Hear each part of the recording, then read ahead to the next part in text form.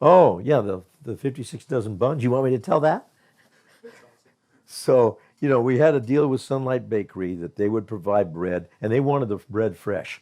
So at the end of the weekend, we could call and say, we have this extra stock of bread, come and pick it up and give us credit. And one time after a very soft weekend, we didn't plan on, I think, the garlic festival or something else. We had a slow weekend.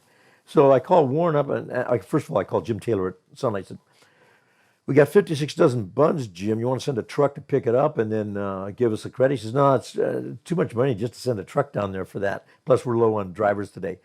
Go ahead and I'll give you credit. I'll mail you a credit. Go ahead and just toss the bread. Just throw it in the dumpster." I said, "Okay."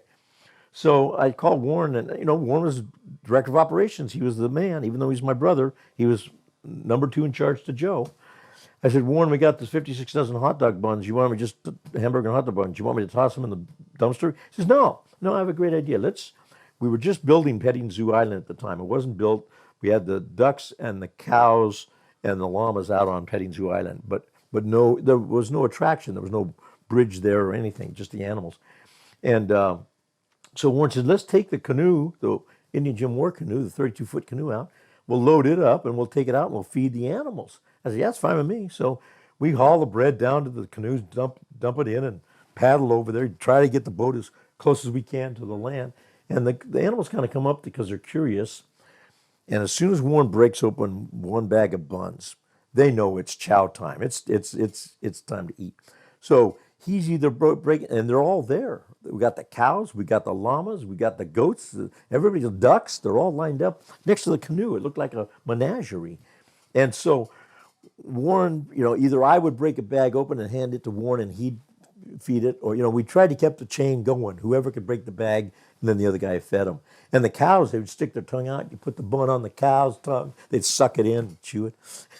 Anyway, so we get rid of. We didn't plan this out. We get rid of the buns. 56 dozen buns took us about 10 minutes. I mean, it went pretty fast. And then we go, wait a minute. How do you explain to these animals, chow time's over with? They're going to eat until it's. And so we kind of finally had a few crumbs in the bottom of the boat. We kind of tossed them at a distance, and they turned to look away, and then we paddled away real quick. So we thought this is over. And then about 2 weeks into it, Warren called me and said, "We got a problem." I said, "What's the problem?" He says, "The animals are following the canoes as they go around because they've identified now the food with the canoe, and they want their food." And so, the canoemen were wondering why are these animals following the boat? They'd never followed the boat before. And then, and there's the llamas are spitting at the guys in the canoes and the cows are mooing. And it took about a month before they finally realized the canoes were not going to feed them any longer. But the stupid stuff like that when you're running a park and things that you wouldn't have had at a normal business. Right. Yeah. Yeah. Then No, it affected how it affects the cows. yeah, yeah.